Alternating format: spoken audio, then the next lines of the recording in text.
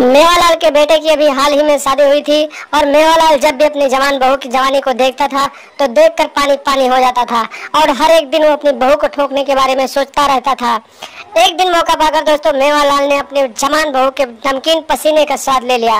नमस्कार दोस्तों, Asian crime affair channel में आप सभी प्यारे दर्शकों का स्वागत है।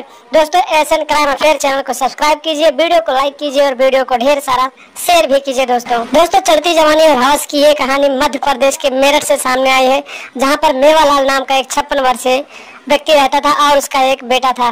दोस्तों अभी हाल ही में उसके बेटे की शादी हुई थी और जवान बहू उसके घर पे आई थी और जवानी में ही छोड़कर उसका बेटा पैसे कमाने के लिए परदेश चला गया। तो जब भी मेवालाल अपनी जवान बहू की जवानी को देखता था तो अंदर से पानी पानी हो जाता था और हर एक दिन वो अपनी बहू को ठोकने के बारे में सोचता रहता था, लेकिन उसकी दाल नहीं गल रही थी।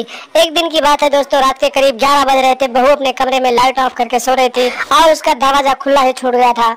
तभी मौका पाकर मेवालाल अपने बहू के कमरे में घुस गया और अंदर से दरवाजा लॉक कर दिया और अंधेरे का फायदा उठाकर अपनी बहू के होल की सफाई करने लगा। ससुर काफी दिनों बाद किसी जवानी को टच किया था तो लगातार अपने बहू के होल की सफाई फटाफट कर रहा था और 61-62 वाला गेम खेल रहा था।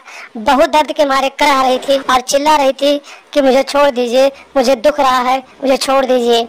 लेकिन ससुर तो बहुत दिनों के बाद किसी जवानी का स्वाद चख रहा था, किसी नमकीन पसीने का स्वाद चख रहा था, तो अपनी बहू को छोड़ नहीं रहा था और लगातार ठोकते जा रहा था।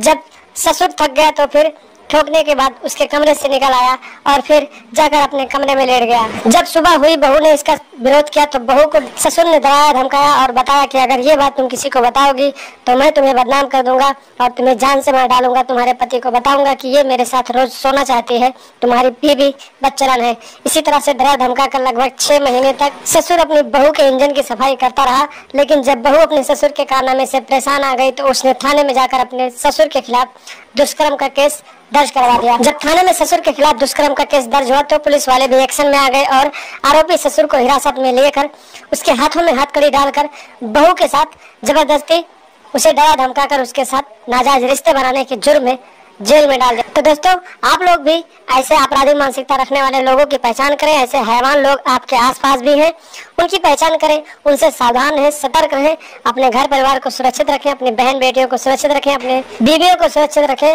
और लगातार हमारे साथ बने रहें। हमारे चैनल को सब्सक्राइब कर लें और हमेशा देखते रहें दोस्तों एशियन क्राइम अफेयर।